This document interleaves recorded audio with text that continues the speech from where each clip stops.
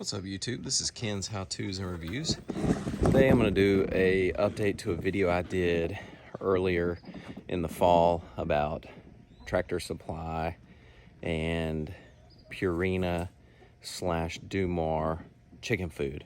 There was a big theory, rumor, conspiracy, whatever you want to call it, that this food during the fall and winter was causing people's chickens to not be effective layers or layers at all.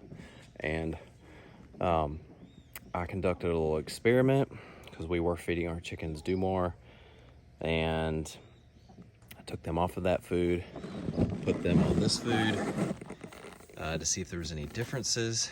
And really what I came to the conclusion was that there were no differences at all.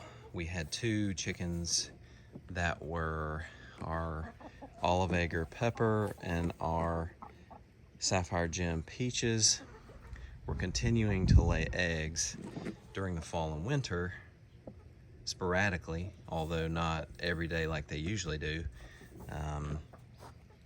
They were continuing to lay even with the Tractor Supply feed, whereas our other chickens were not. They stopped completely.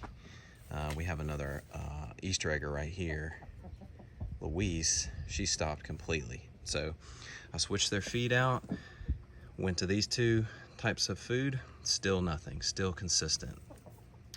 So in my experience, based on my very layman's scientific method study, there's nothing that I would there's nothing that would make me say Dumar food had an additive that would make our chickens stop laying, because I believe we just got done with a hopper full of the Tractor Supply food, and we're getting more eggs than we ever have. So I'm going to continue to feed them this just because it's a 40-pound bag that's, a $2 difference, and I think they like it better. So that's kind of my observations. It may not be everyone's experience, but I'd have to say that theory was not true, or not true for us at least.